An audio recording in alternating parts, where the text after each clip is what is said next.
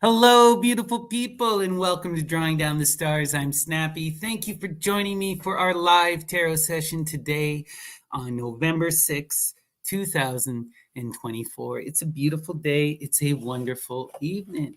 All right, how's everyone doing? Let's give a shout out to everyone here in our chat to begin with. So let's see. Good to see you, Nikosmas. Good evening, Atma. Much love, Holler Haint. Good to see you, Gandhi. Much love. T with Lilith, good to see you. Dream Spore, much love. Kari N, great to see you. D Love, good to see you.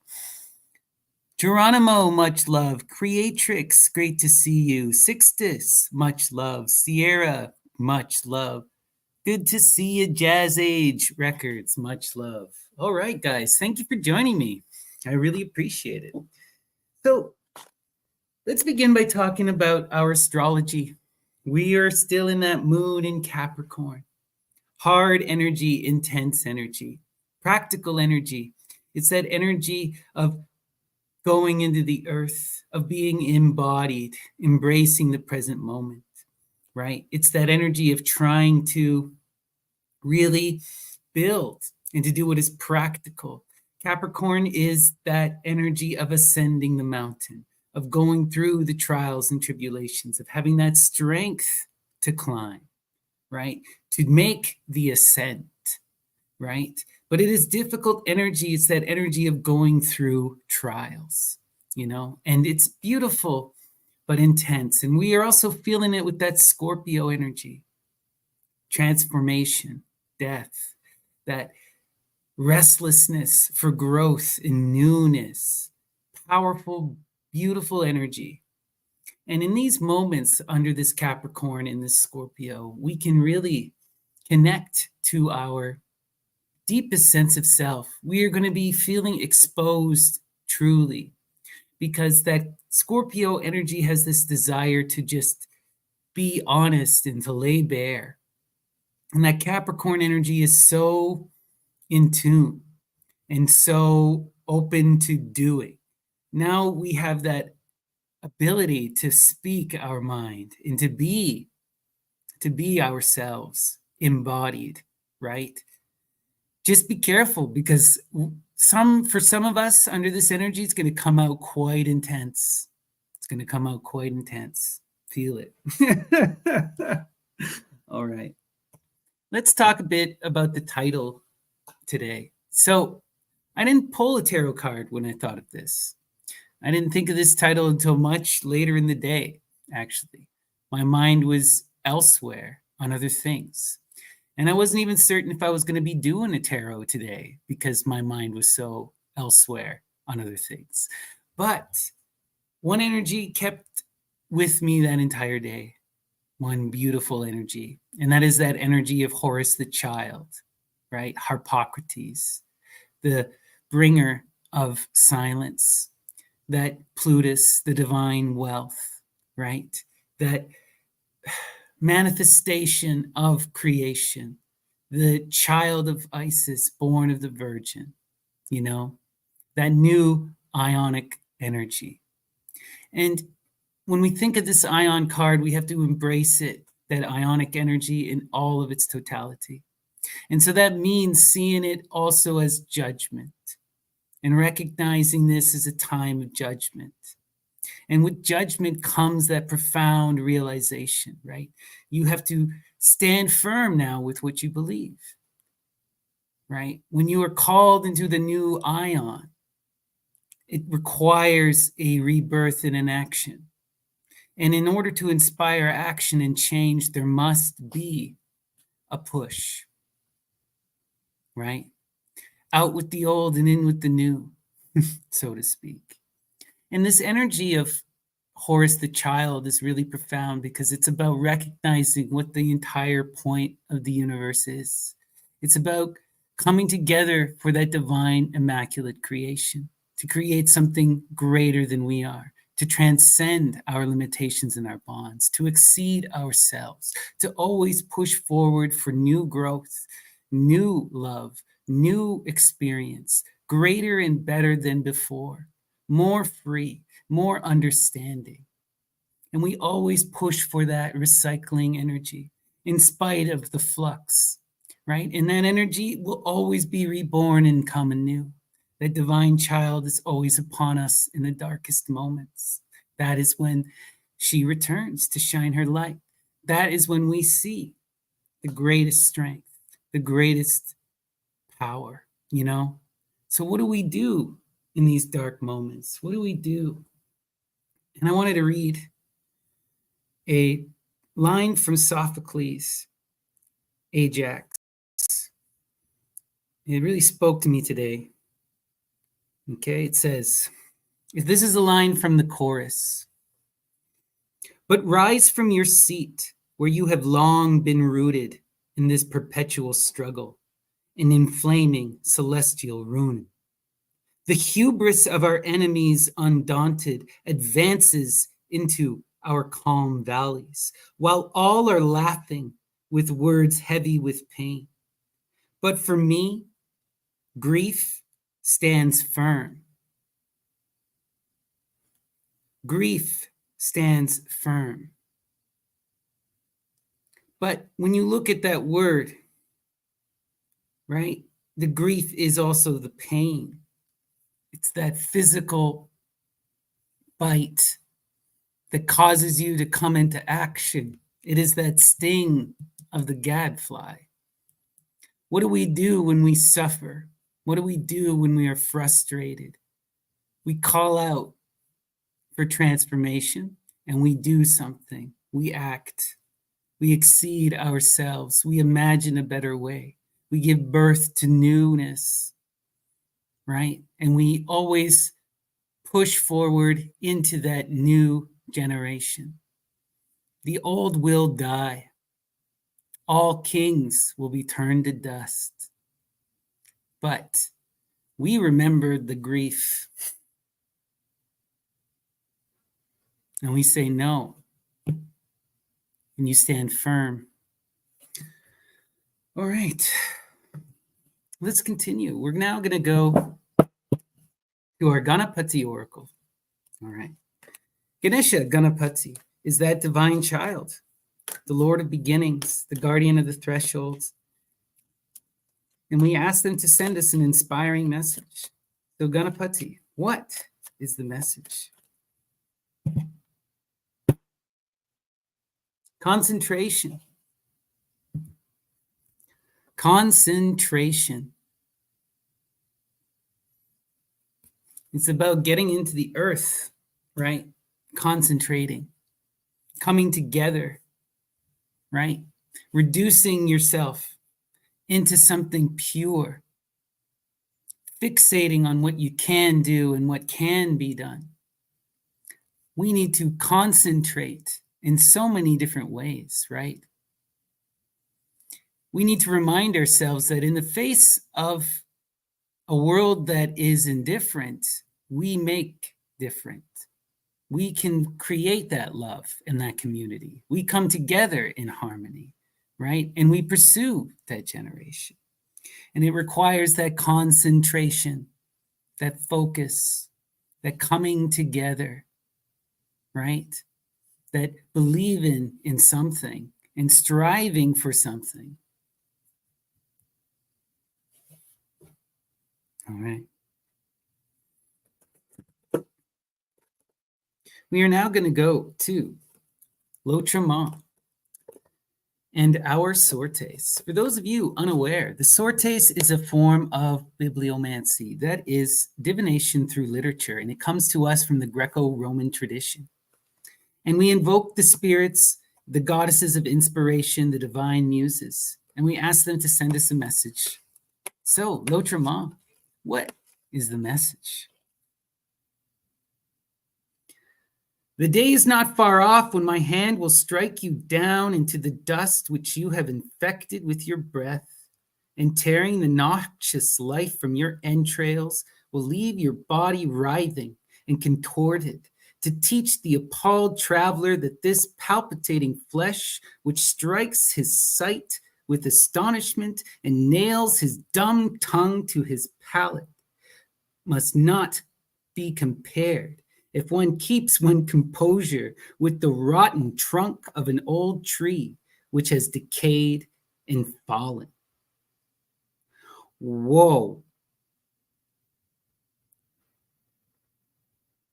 Justice on full display. Hail DK. The day is not far off when my hand will strike you down into the dust which you have infected with your breath, and tearing the noxious life from your entrails will leave your body writhing and contorted, to teach the appalled traveler that this palpitating flesh which strikes his sight with astonishment and nails his dumb tongue to his palate must not be compared, if one keeps one's composure, with the rotten trunk of an old tree which has decayed and fallen.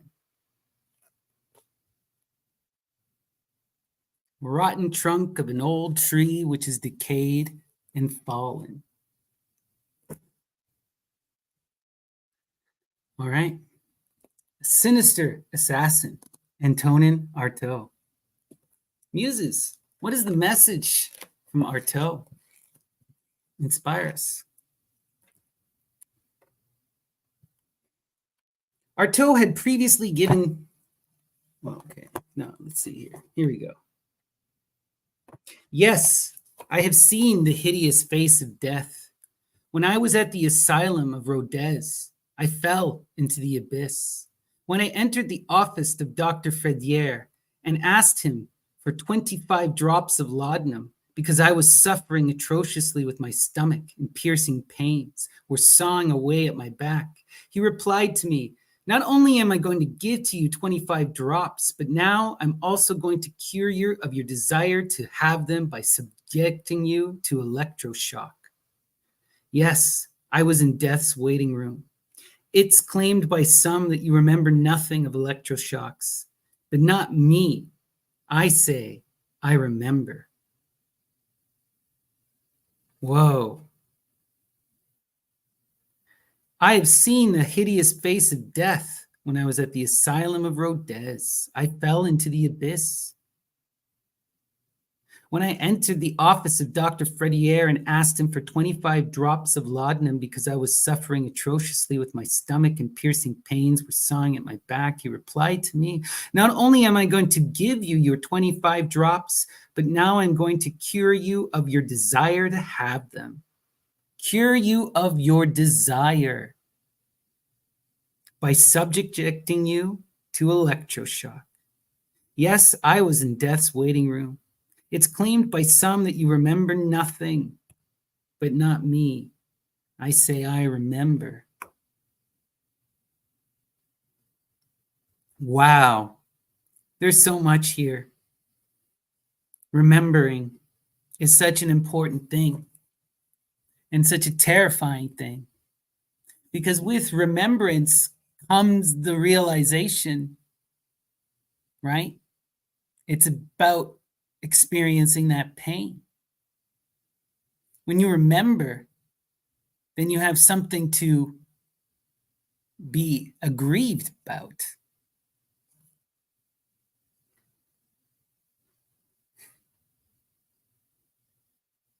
But it's also that memory that brings transformation. We have to stand firm in our pain, in our grief. We stand tall and use it for that transformation. We use it to push us forward.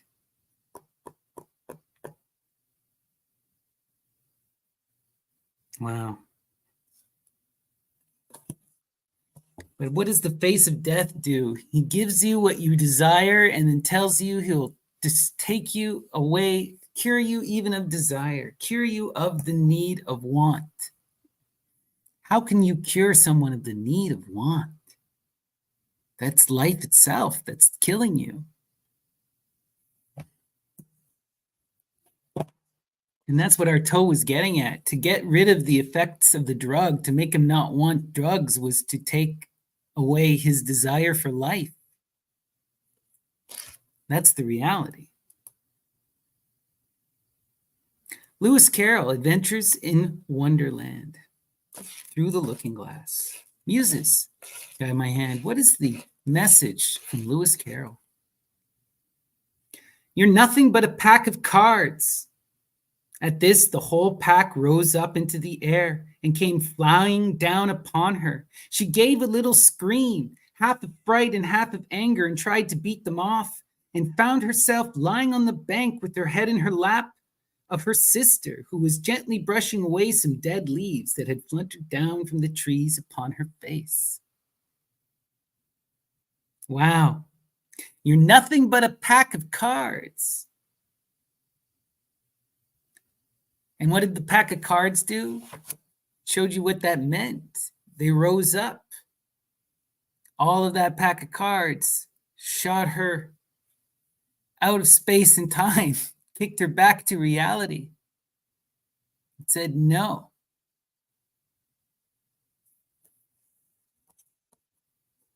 Wow.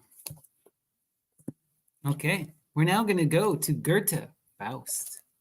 Muses, what is the message from Goethe in Faust? The picture of a woman passing fair. And can a woman have such loveliness? And from her living body lying there comes there indeed all heaven my soul to bless. Has earth a gift so exquisite and rare? The picture of a woman passing fair, the divine virgin. And can a woman have such loveliness? And from her living body lying there comes there indeed all heaven my soul to bless. Has earth a gift so exquisite and rare? Of course. That's the beauty of nature. Ever blossoming in continued renewal. We just sometimes forget that there are those moments where you need to return to the earth. But it is from the earth that comes the gifts. All right. We are now going to go to Women Who Run with Wolves, Myths and Stories of the Wild Woman Archetype. Muses, guide my hand. What is the message? One night, there's a heartbeat at the door. Outside, a woman in the fog with hair of twigs and dress of weed, dripping green lake water. She says, I am you, and I have traveled a long distance. Come with me. There is something I must show you. She turns to go. Her cloak falls open. Suddenly, golden light everywhere. Golden light. Wow. This is such a beautiful image, right? That nymph in the lake. This is an image we see so much in the Greek and the Roman mythology, countless times. But most people will recognize this in the Arthurian legend. The lady in the lake who bestows kingship upon Arthur, right? In the earliest versions, that is where he gets Excalibur, right? As a gift from that beautiful energy of the lake. She says, I am you, and I have traveled so long. This is a line that most people should recognize. It's just so beautiful. Come with me, there's something I must show you. It's that Luciferian energy, that Artemis energy, that light bringer, right? She comes in the moonlight to show, come with me, there's something I must show you. Wow. Interesting. All right. We are now going to go to, let's see here, The House of the Dead by Jeremy Reed. Muses, guide my hand. What is the message from Jeremy Reed?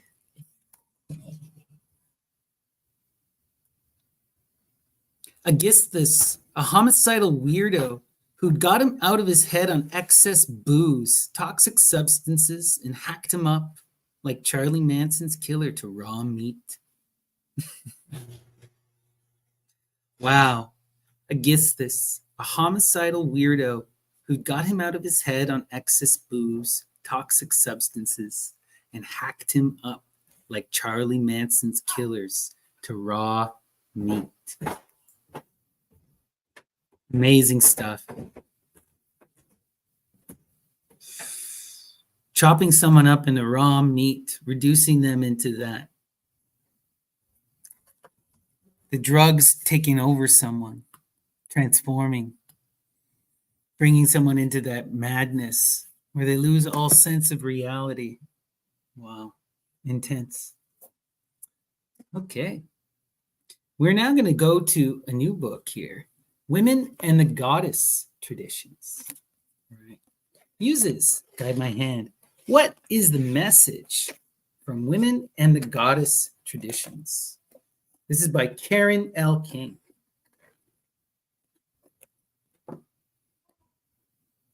These goddesses have been variously interpreted over the centuries and in the courses of their geographical migrations. They admittedly function differently for men than for women. For a man, a goddess indeed may be other, the energy and power of woman and transcendental wisdom and everything that is greater than himself that he wishes to acquire by imagining that he unites with her.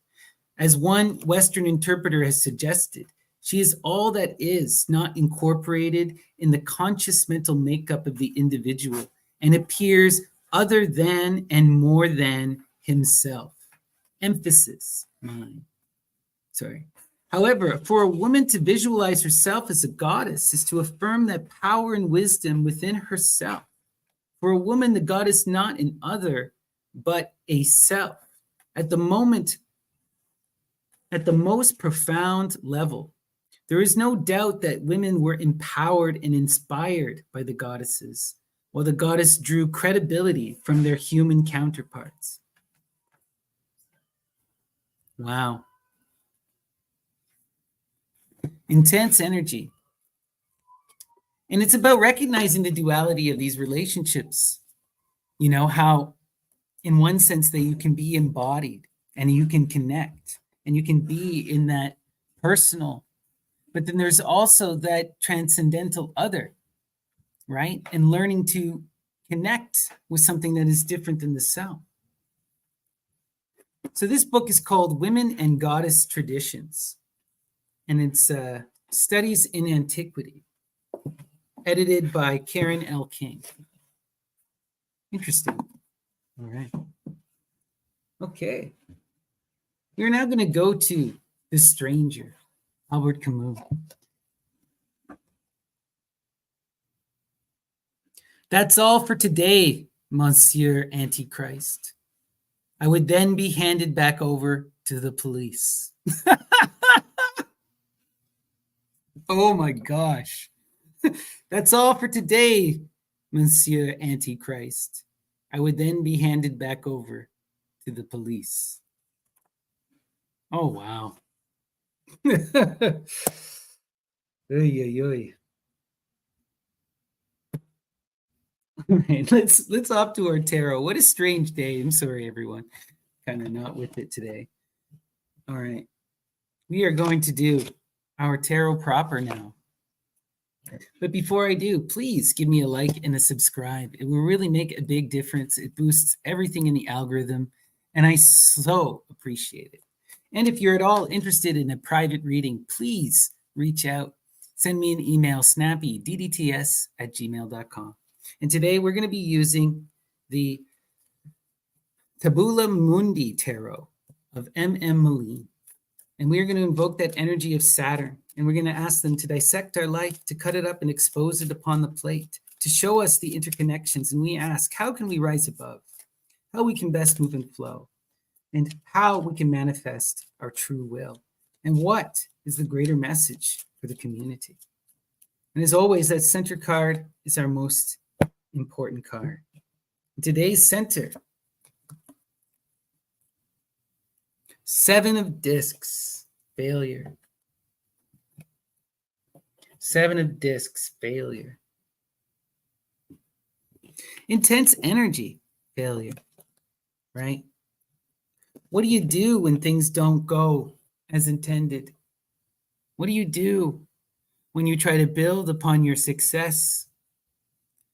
What do you do when things have been so well for so long, and then now they come under threat? How do you continue to evolve and transform in the face of showing up and failing, not succeeding, and being halted? What do we do with that failure? Interesting. Connected to that failure, we have interference. Interference, the 8 of discs. So what I'm seeing here is that that sense of failure, this inability to be able to build upon our success, it's coming from the mental interference, being divided. This is a really beautiful card for showing this, because we can see ourselves divided between the conscious and the unconscious mind, the masculine, the feminine, right? We see it represented in those twin animals, the griffin and the lion, being pulled in all of these interfering directions, having so many voices contending in our head. Where do you go and how do you listen? And that was the message, was it not, from Ganapati? Concentration, focus. In the face of interference, we need to learn concentration. In the face of failure, we need to learn resistance. And now we're seeing where this energy is coming from. Connecting, there is a naivety, right? The Prince of Discs is that naive person, that builder in the earth, that humble person, but his head is in the stars. The working man who dreams of something grander, simple energy. And what we're seeing here is that energy is connected to that failure, to that interference, right? It's that energy that I sense fully embraces this moment that we're facing in the world right now. And it is this energy here that needs to learn to take responsibility and to evolve, to bring their head out of the clouds and to pursue deeper into the earth, especially in the face of failure, especially in the face of interference. Let's continue. Where's this going? And the energy that no one wants to see, but we all saw coming. And it's the reality, the truth. You overcome the failure with prudence, diligence, persistence, sustaining. You stand firm in the grief. You build, you persist in spite of the losses, right? You combat the interference through concentration. You get your head out of the clouds and back into the earth, and you do the work. And when that prudence can be truly persisted, when we have that strength, wealth will be our reward, right? This is truly a beautiful teaching moment, I feel. And it may take a while to come to full realization, but we will see. The world always goes forward. Love and wealth are on the horizon. And that those dark moments are never lasting. This is beautiful energy, the Queen of Cups, the Water of Water, right? Beautiful. I love this art here.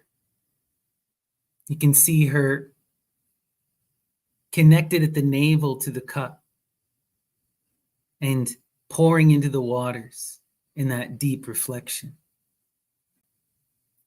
That Queen energy of Cups is all about going into that mother energy. It's about embracing that loving energy, and here we're seeing What got us here is this energy, right? We show up naive and immature, head in the clouds. And that resulted in a failure to build upon the success that we had been given, the privilege of our reality. And we were unable to manifest because we were interfered with. Our minds were preoccupied on other things, distracted, disconnected. But we overcome this through persistence, through prudence, through building and coming together. We overcome this by becoming that mother energy, by embracing that truly loving, nurturing energy. We have to nurture and heal these wounds. We have to bring people together. We have to create communities and groups that will protect us, that will sustain us, right?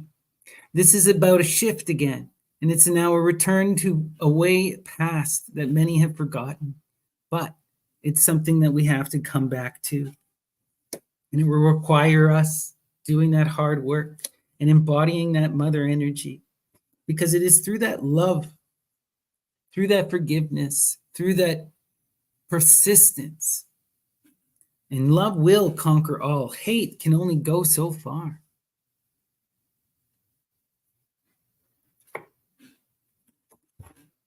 Ace of Discs. Connected to that failure, connected to that prudence is imagining and creating something new. How do we overcome this? It's about building something different and imagining. It begins with the ace. It begins with that creative spark, that asking, what are we going to do? What are we working towards? And having the strength to do it, right? In the face of that failure, we reimagine, we reconcentrate, we refocus, we give birth to that new generation, that Horus the child. All right. Love. Wow. Two of Cups, love. Beautiful, right? It's love that will inspire the new creation, that'll create a new tower, that'll build and will transform that failure into new, greater success than we could ever imagine, right? It is through love and through a new imagination, a new way, a new dream that we overcome. And it begins by creating and imagining that new community, right? We become what we lack. We create for ourselves what we need. And we do it through love, through kindness and community, right? We transform the earth. And it begins with that vision. And it has to be a vision born of love, born of community, born of multiple perspectives for the purposes of co-creation, creating something greater. That's what that Horus the child is, the combination of the masculine and the feminine into that divine child, the divine androgyne, which is Fani's reformed, healing the great separation between Virgo and Scorpio, reuniting us, creating that loop once again, that harmony. And we get there through that strength of imagination. And look, we transform. We focus in on what we desire. And we are called at this point to be in that energy of that airiness of fire, right? The Prince of Wands is reckless, high-minded, and passionate. And what we're seeing is that we inflame our passions. We embody that youthful desire. We invested in that love. And with that fiery, passionate, loving energy, we create something new. Something born of that youthful vigor and strength of conviction, right? Something that is truly transcendent and that is born of co-creation. Wow. All right. I'm now going to flip my camera. But before I do, once again, please give me a like and a subscribe. It really will make a big difference, and I truly appreciate it. And if you're at all interested, reach out, and I'd love to give you a private reading. All right, let's take a look. So here is our full spread. Okay. So we start here. That interference, that feeling of inability to do and to focus, right?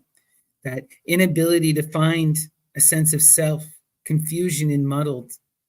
I feel this energy personally very strong for so much of my life. I felt this kind of interfering energy, unable to find that middle ground, unable to find any way to be able to work between these poles, between these extremes, But what you see is that love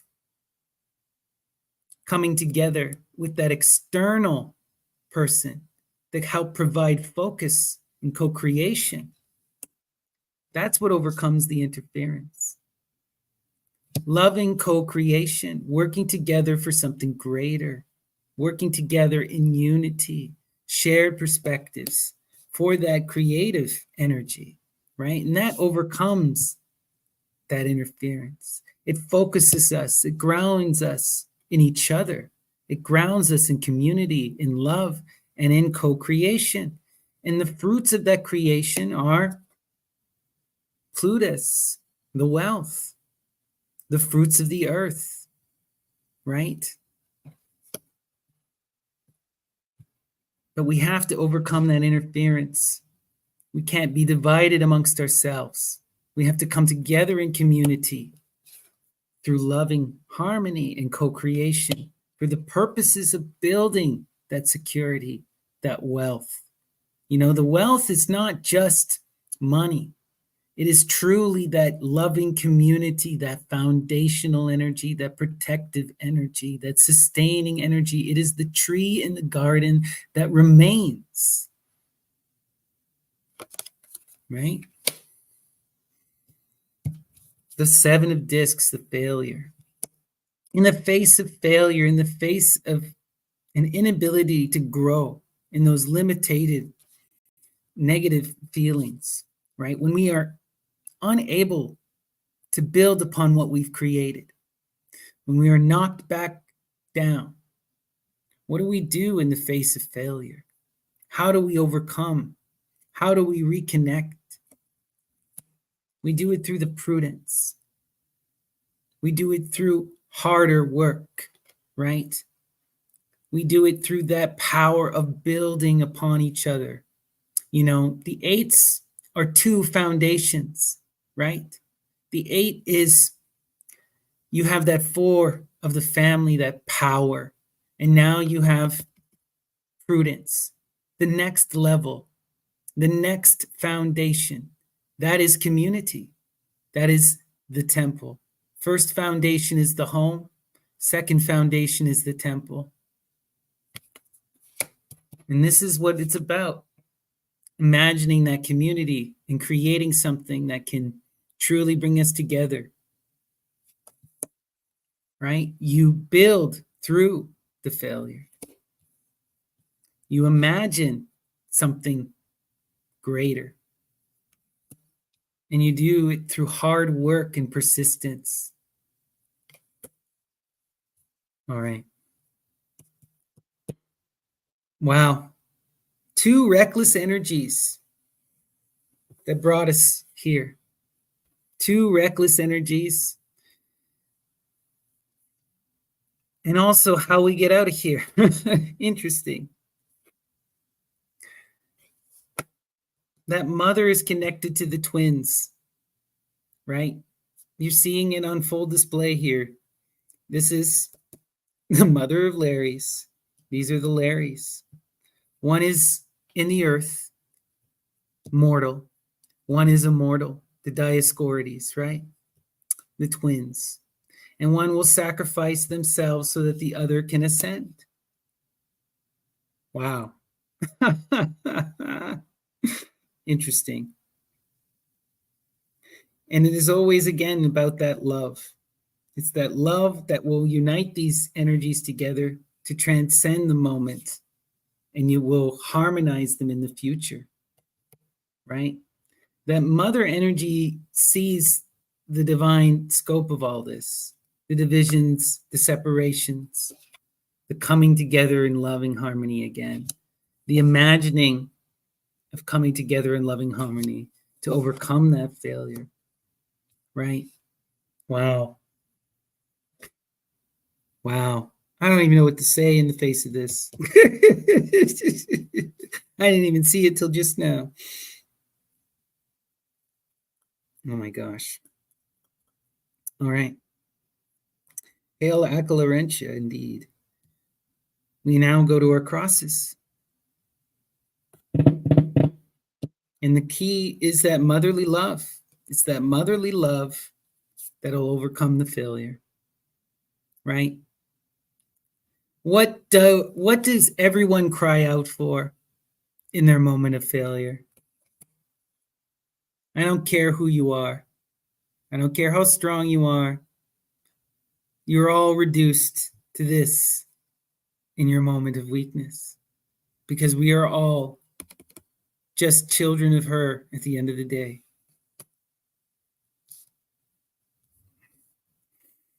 Yeah. All right. Wow. As this comes to an end and the new twin comes and rises, that airy mindedness is over, the new polar flipping, right? You're seeing the flipping of the poles on full display here to bring about that new wealth, that new tower, to overcome the failure. And it's about transforming, about sacrificing one so that the other can become divine. Wow. Sorry, guys. I'm just weird day. All right. Beautiful energy, intense energy. But that energy of the mother is unmistakable. Unmistakable. We're going to do one final sword taste and then we're going to call it an evening. All right. We're going to go to Lewis Carroll. Use this. What is the final message? Wake up, Alice, dear, said her sister. Why? What a long sleep you've had.